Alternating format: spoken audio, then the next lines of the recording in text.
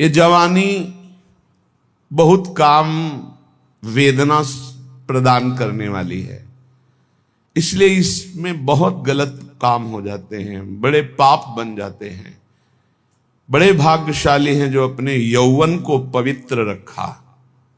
वो ही जगत को पावन करने वाले महात्मा हैं, उन्हीं के चरणों में कोटिशा बार बार नमन, जो अपनी जवानी को दूषित नहीं होने दिया,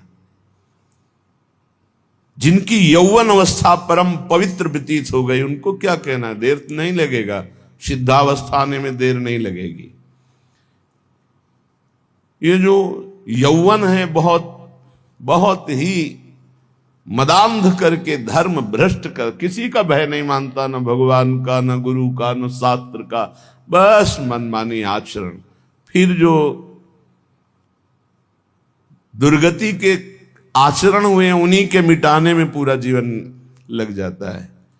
ये ऐसा नहीं कि एक बार भोग लिया तो बस फिर छोड़ सकते हो, तुम्हारी ताकत नहीं, तुम्हारी ताकत नहीं। विषय चुगा जिन चुगय मन, चुगत कछुक सुख होए, फिर फांसी ऐसी लगे। ये जो फांसी, विषय चुगा केवल दिखाई दे रहा है, लेकिन उसमें जो बंधन है, जो जाल है, वो नहीं दिखाई दे रहा। जो ही तुमने चुगा तो उसका जो जाल है वो फंस जाएगा। फिर फांसी ऐसी लगे तेषम दुख न को। अब तो बस वही तृष्णा, वही चिंतन, वही गंदी बात।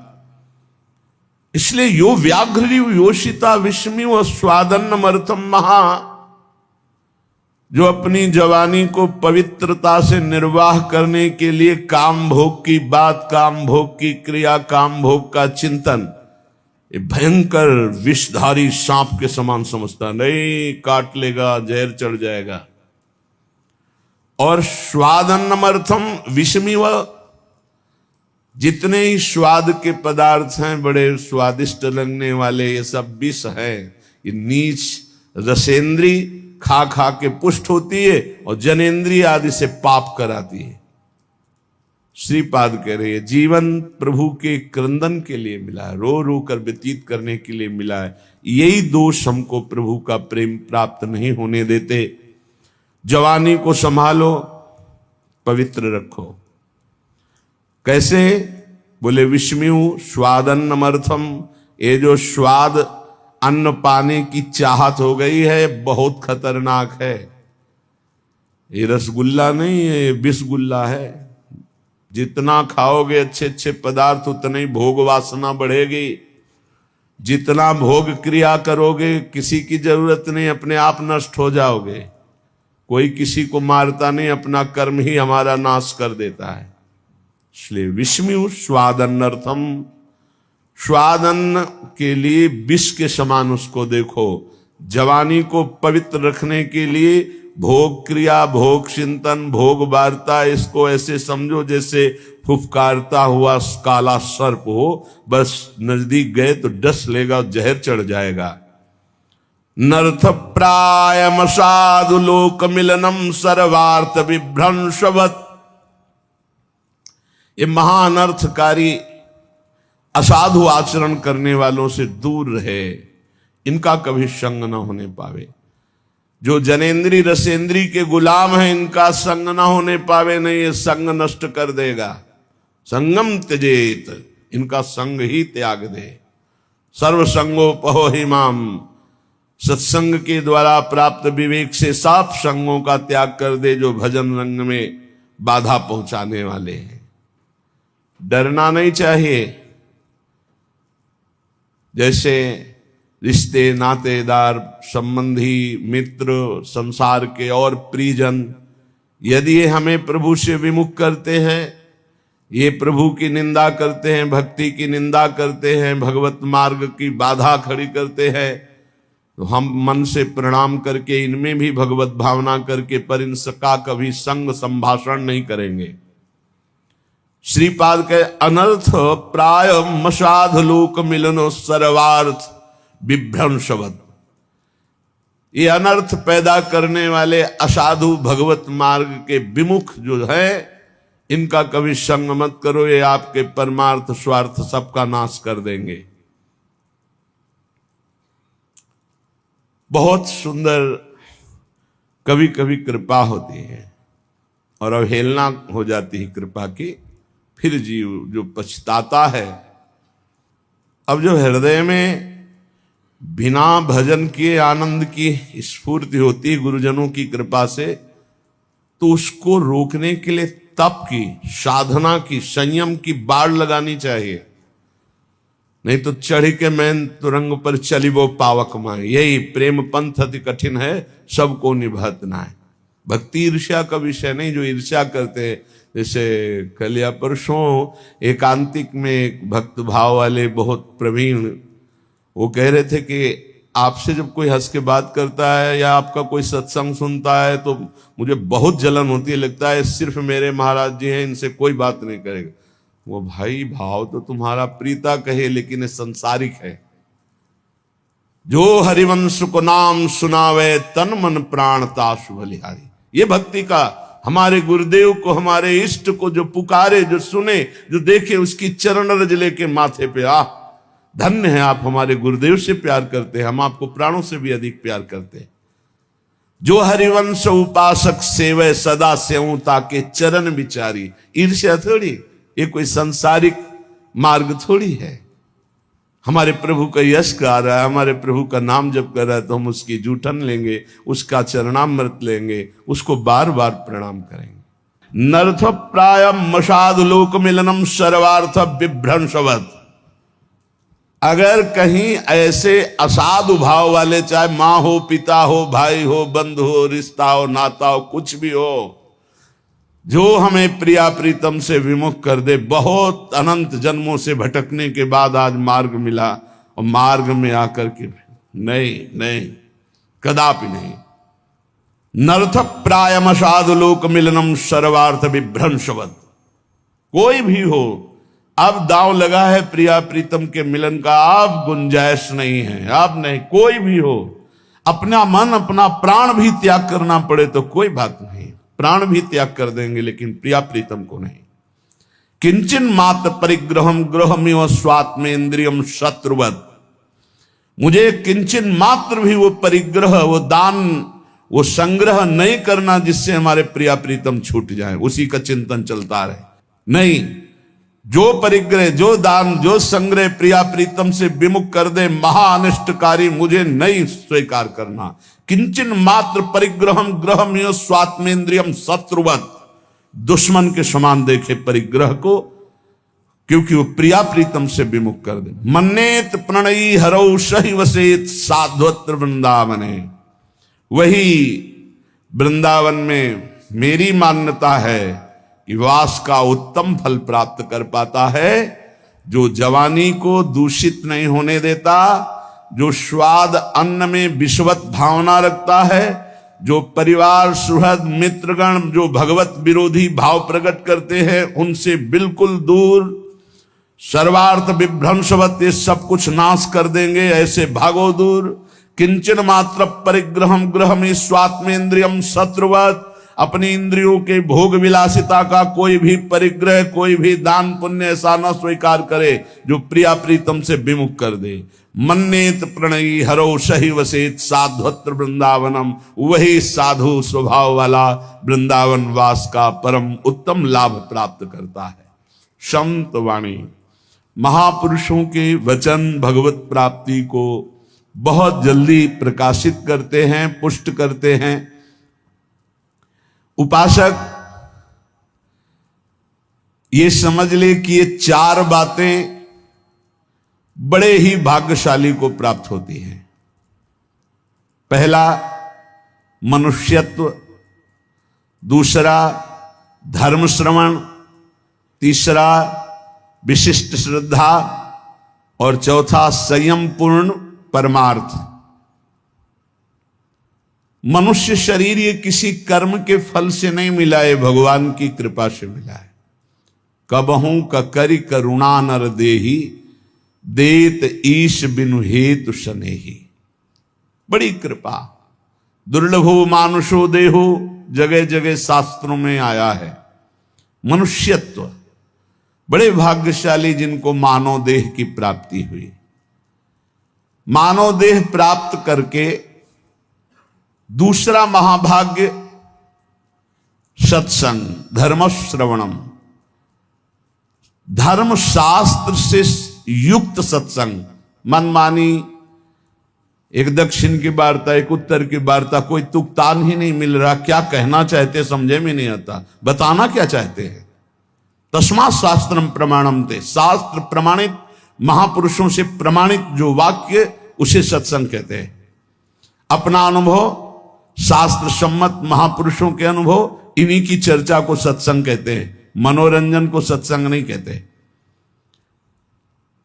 धर्म श्रवण सत्संग, ये बड़ी दुर्लभ बात है। मनुष्य शरीर मिला और सत्संग मिला। अब सत्संग में अगला है श्रद्धा, जो सुना उसको धारण किया। जो मनुष्य शरीर प्राप्त करके अवनीत स्वभाव के होते हैं, उद्दंड स्वभाव के होते हैं, ना उनको नमन भक्ति आती है, ना उनको, एक उद्दंड स्वभाव, ऐसे सत्संग में जाकर भी कुछ लाभ नहीं ले पाते। खलऊ करें भली पाई सुसंगु, मिटे न मलिन स्वभाव भंगु। वो अभिमानी जन, वो दुष्ट स्वभाव वाले, भगवान की कृपा हुई, साधु दर्शन साधु संग, लेकिन वो लाभ नहीं ले पाते। अवनीत को विपत्ति ही मिलती है, भगवत संपत्ति नहीं। अवनीत को, दुष्ट स्वभाव, उद्दंड अभिमानी को दुर्दशा ही प्राप्त होती है। जो विनीत है वही शिक्षा को प्राप्त कर पाता, विनयशील नम्र। इसीलिए कहा महापुरुषों के पास जाओ, प्रणिपातेन साष्टांग दंडवत, हाथ जोड़कर बड़ी दैन्यता से, तब वहां तुम ग्रहण कर पाओगे। अंजलि चढ़ाकर माथे पर हाथ रखकर सम्मान प्रदर्शित करते हुए मन वचन शरीर से विनयवनत होकर के तब सत्संग का लाभ लिया जाता है। बोले संयम पुरुषार्थ। अब जो सत्संग में सुना पूर्ण विश्वास के साथ, वैसे ही संयम और खूब परमार्थ का पुरुषार्थ जान लगा करके, एक बार जैसे कहा दांती पीसते हुए कमर कस के हमको चढ़ जाना इस चढ़ाई पर। निरंतर नाम जप, निरंतर भजन, असत आचरणों का त्याग। जो मानव शरीर प्राप्त करके सत्संग मिला पर उस पर श्रद्धा नहीं है, तो 20 साल सत्संग सुनने पर परिवर्तन नहीं होगा। और अगर श्रद्धा है तो उसका परिणाम है कि वो तत्पर हो जाएगा, वैसे ही आचरण करने लगेगा, सत्संग में जैसा कहा गया है। तो मानव शरीर, सत्संग और सत्संग पे श्रद्धा, और श्रद्धा का स्वरूप है यथार्थ जो बोला जा रहा है उसे अपने जीवन में उतार लेना, और दिव्य पुरुषार्थ, खूब मेहनत करके साधन भजन करना। ये 4 बातें बड़े सौभाग्यशाली में होते हैं। जो तपस्वी मनुष्य शरीर पाकर सत्संग सुनकर श्रद्धानुसार पुरुषार्थ करता है, वो अपनी अंतरात्मा में ही भगवत साक्षात्कार कर लेता है, हृदय में ही। जो प्रमादी पुरुष होता है वो धन का केवल चिंतन करता है कि चलो सत्संग में चलते, कोई उपाय मिले जिससे धन मिल जाए। सत्संग करते हैं धन के लिए, सत्संग सुनते हैं धन के लिए। वो प्रमादी पुरुष होता है, प्रमत्त पुरुष होता है। जो अप्रमत्त है वो भगवान की प्राप्ति के, कहां जाऊं, कैसे कोई मुझे बता दे, कैसे भगवत प्राप्ति होगी, कैसे मैं काम आदि दोषों पर विजय प्राप्त करके स्वरूप बोध प्राप्त करूं। संसारी मनुष्य अपने प्रिय परिवार के कुटुंबियों के लिए बुरा से बुरा पाप कर्म करता है, और जब मरता है तो अकेले उसको फल भोगना पड़ता है। अकेला दुख, अकेला यहां से जाता है, अकेला दुख भोगता है। कोई भी घर परिवार का नरक में बंटवारा नहीं करता जाके। इसलिए कुटुंब के मोह में फंसकर पाप कर्म ना किया जाए। जो संयम नियम पूर्वक जीवन व्यतीत करता है वही इन भोगों से बच पाता है। नहीं तो एक काम भोग इतना लुभावना है कि बड़े बड़े संयमी पुरुषों का मन आकृष्ट हो जाता है और भ्रष्ट हो जाते हैं। साधक हर समय अंतःकरण की शोध करता रहे कि कहीं काम ने दबाव तो नहीं कर दिया, कहीं क्रोध तो हमारे अंतःकरण पर प्रभाव नहीं कर रहा, कहीं अहंकार तो नहीं छा रहा है। अगर ऐसा है तो संपूर्ण माया अपना प्रभाव दिखा देगी। काम क्रोध अहंकार हृदय में है तो सावधान। जैसे वृक्ष का पत्ता पतझड़ ऋतुकालिक रात्रि समूह के बीत जाने पर पीला होकर गिर जाता है, ऐसे ही तुम्हारी आयु समाप्त होने पर इस शरीर नष्ट हो जाएगा। इसलिए एक क्षण भी पाप कर्म में मत लगाओ। जैसे ओस की बूंद ऐसे पत्ते पर हिलक रही है, बस वो गिरने ही वाली है, ऐसे ही तुम्हारा जीवन नष्ट होने वाला है। इसलिए तुम एक क्षण भी असावधान मत रहो, हर समय नाम जप करो, पता नहीं वो बूंद कब गिर जाए। जैसे पानी का बुलबुला बस फूटने वाला है, जितने सेकंड टिका हुआ है, ऐसे ही तुम्हारा शरीर नष्ट होने वाला है। जितने श्वास टिकी हुई हैं, बस क्या करो। इसलिए तुम एक क्षण भी असावधान न रहो, हर समय राधा राधा कहो। अनेक प्रकार के विघ्नों से युक्त अत्यंत अल्पायु है। इस अल्पायु वाले मानव देह को प्राप्त करके बहुत शीघ्र भगवत प्राप्ति कर लो, एक क्षण भी प्रमाद न करो। जैसे कमल शरत काल के निर्मल जल को भी नहीं छूता, अलिप्त रहता है, उसी प्रकार तू संसार की समस्त भोगासक्तियों से अलिप्त रह। कोई भी स्नेह बंधन तुझे विवश न कर पावे। क्षण भर भी प्रमाद मत कर, निरंतर भजन कर। जीव मोहवशाद इस मायाजनित दुख को सुख मानकर भोगने के लिए प्रयासरत है और परम सुख मोक्ष या भगवत प्राप्ति की चाह ही नहीं कर रहा। ये दुखालयम में दुख में वो सुख खोज रहा है। इंद्रियों को इनके विषयों में जाने की ढील मत दो। पांचों में से 5 ना संभाल पाओ तो 2 संभाल लो, एक रसेंद्री और एक जनेन्द्री। अगर इन 2 में से दोनों ना संभाल पाओ तो एक संभाल लो, रसेंद्री। जनेन्द्री ठीक हो जाएगी। ना तू किसी से द्वेष कर, ना रोष कर, ना किसी से राग कर। इसी जन्म में तू भजन बल से भगवत प्राप्ति कर ले, जन्म मरण चक्र को मिटा दे। देखो, शास्त्र और श्रुतियों का अंत नहीं, कितना पढ़ोगे। इतने परमार्थ के मार्ग हैं, कितना तुम जानकारी करोगे। अतः मेरी सीख मान लो, जरा मरण से मुक्त होने के लिए ज्यादा पढ़ने लिखने की जरूरत नहीं है। राधा राधा राधा राधा नाम रटने की जरूरत है। इतने शास्त्र हैं, कहां तक पढ़ोगे। इतने सिद्धांत है, कहां तक जानोगे। सबकी बात जान लो। नाम जप करने वाले के हृदय में शुद्ध ज्ञान, शुद्ध प्रेम प्रकाशित हो जाता है।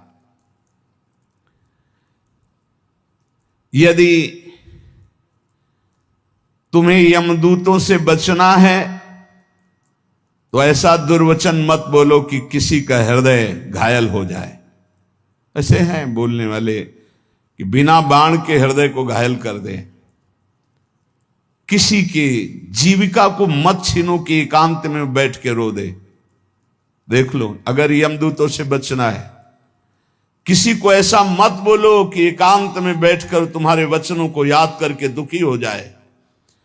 किसी की जीविका को मत छीनो, उसे गरीब मत जानो, उसे अनाथ मत जानो। दीनानाथ प्रभु हैं। दुखिया को न सताइए, और दुखिया देगा रोए, उसका कोई बल नहीं। और जब दुखिया के मुखिया सुने तब तेरी गति का होए। ये होश में रहे। कह रहे किसी असहाय का धन मत छीन लेना, उसकी जीविका मत छीन लेना।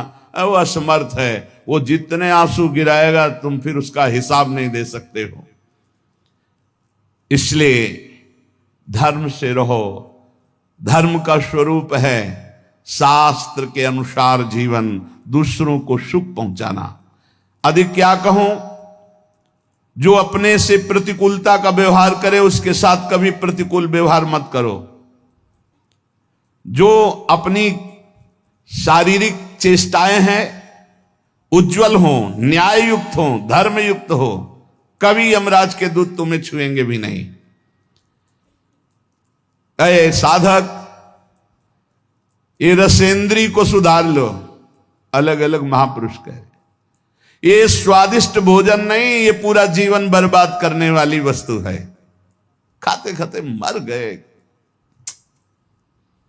कभी तृप्ति नहीं, कभी तृप्ति नहीं। हे दुष्ट, गजब हो गया।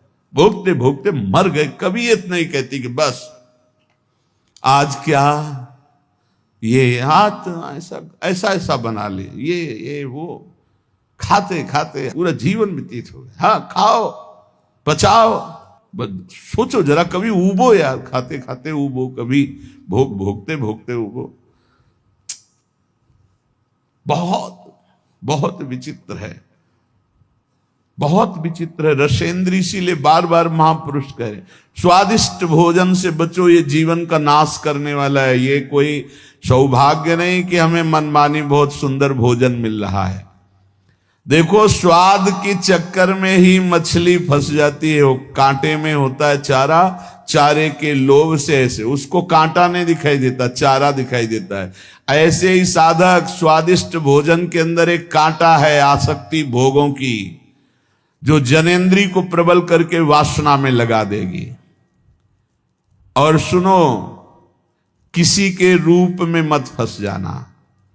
पांच भौतिक ये रूप अगर नेत्रों को प्रिय लगने लगे तो प्रियालाल के रूप देखने का अधिकार खो दोगे। अरे जीव, तू एकमात्र भगवत प्राप्ति के लिए मानव देह में आए, इसलिए रसेंद्री, जनेंद्री, घ्राणेंद्री, श्रवणेंद्री, त्वगेंद्री सबको संभालो और प्रभु के चरणों में लग जाओ। एक आदमी जानता है सब कुछ पर करता नहीं है, तो क्या फायदा जानकारी का, शास्त्रों के स्वाध्याय का, संत समागम का क्या लाभ मिला? तुम्हें बहुत जानकारी है पर तुम अपने आचरणों पे नहीं उतारते हो। एक आदमी है जानता नहीं पर जितना जाना चल दिया वो पहुंच जाएगा। इसलिए ज्यादा शास्त्रों की जानकारी के चक्कर में मत पड़ो। जितना जानते हो उतना आचरण में उतार लो। वही मोक्ष पाता है जो जितना जानता है उतना आचरण में उतार लेता है। जो सच्चा साधक होता है वो अंदर में अपने जितनी जानकारी है उसके अनुसार चलता है। वो कभी विपत्ति से विचलित नहीं होता। जीवन का सार यही है उपासक, भयानक से भयानक परिस्थिति आने पर भी प्रभु का चिंतन न छूटने पावे, धैर्य न छूटने पावे, किसी और का सहारा न ले लेना। ये सब महापुरुषों की बातें हैं, पकड़ लो। बहुत आनंद प्रदान करने वाली बातें हैं। बहुत सावधान। अय उपासक, जीवन का सार यह है कि भयानक से भयानक विपत्ति आवे, तुम्हें अपने धर्म से न डिगा पावे। दुनिया में रहते हुए दुनिया का कोई भी व्यक्ति और भोग तुम्हें आकर्षित न कर पावे। देखो भाई, देख लो, दुनिया में रहते हुए दुनिया का कोई व्यक्ति का भरोसा न हो और कोई भोग आकर्षण न कर पावे। हमारी चाहे अंग अंग काट दिया जाए पर हम अपने धर्म को नहीं छोड़ सकते। ऐसे निष्ठावान हम अपने धर्म, देखो यहां काटने मारने की तो कोई बात है नहीं, थोड़ा प्रलोभन आया और भ्रष्ट हो जाते हैं। अरे कह रहे हैं, यहां लिखा है, अय उपासक, भयानक से भयानक विपत्ति की परिस्थिति में भी अपनी निष्ठा से चलायमान नहीं होना है। चाहे काट दिया जाए तो भी हम अपनी निष्ठा से चलायमान नहीं, तभी भगवत मार्ग पुष्ट होता है। पाप कर्म में कभी रति मत करना। ध्यान से सुनो, जो प्रश्न करते हैं कि पापी लोग बड़े सुखी दिखाई देते हैं, ये ताजे दूध की भांति पाप कर्म होता है। जैसे ताजा दूध न फटता है तुरंत और न विकार को प्राप्त होता है, पर आगे चल करके वो दुर्गंध युक्त हो जाएगा। ऐसे अभी अभी पाप हुआ है तो पूर्व के पुण्य काम कर रहे, सब काम बनता चला जाए, लेकिन वो पाप कर्म ढकी हुई आग के समान है। जिस दिन वो अपना रूप धारण करेगा भस्म कर देगा, तुम्हें नष्ट कर देगा। इसलिए जब तक तुम्हारा पाप भजन के बल से नष्ट नहीं हो जाता, तुम्हारा पीछा करता, विश्व में कहीं भाग के चले जाओ, वहीं तुम्हें दंड दे देगा तुम्हारा पाप कर्म। मत एकत्रित करो पाप कर्म, डरो पाप कर्म करने से। वो सुरक्षित तब तक पीछा करेगा जब तक तुम्हारा नाश नहीं कर देगा। दुष्ट स्वभाव के मित्रों का कभी भी संग ना करो, उत्तम स्वभाव वाले ही भगवत मार्ग के पथिकों से मित्रता करो। सब पर भगवत भाव पर दोस्ती नहीं। जैसे ठोस पहाड़ को हवा नहीं उखाड़ सकती, ऐसे ही निष्ठावान को कोई विपत्ति निंदा विचलित नहीं कर सकती। जैसे सारथी घोड़ों की लगाम खींचे हुए सही मार्ग पर चलाता है, ऐसे ही अपनी बुद्धि को पवित्र रखो। इंद्रिय रूपी घोड़ों की लगाम रूपी मन को खींच करके सतमार्ग पर चलाते रहे। बुद्धि शुद्ध कैसे होती? ईश भजन सारथी सुजाना। इष्ट देव का भजन करो तो सारथी सुजान, बुद्धि बहुत ज्ञानमयी हो जाएगी। यदि तुमसे कोई पाप बन जाए तो दोबारा करना मत, तो तत्काल उस पाप का प्रायश्चित करके उसे भस्म कर दो, नहीं वो तुम्हें नष्ट कर देगा। दोबारा करना नहीं।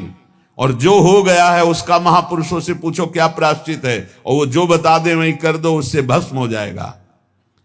और यदि पुण्य कर चुके हो, पुण्य किए हो, तो उसे बार बार करो पुण्य कार्य को, और कभी किसी से बताना नहीं, तो तुम्हारा पुण्य तुम्हें लाभ प्रदान करेगा। ध्यान दीजिए, पाप कर्म हो तो दोबारा करना नहीं, महापुरुषों से बताकर उसका प्रायश्चित तत्काल उसको भस्म कराओ, नहीं तो वो ब्याज सहित दंड देगा।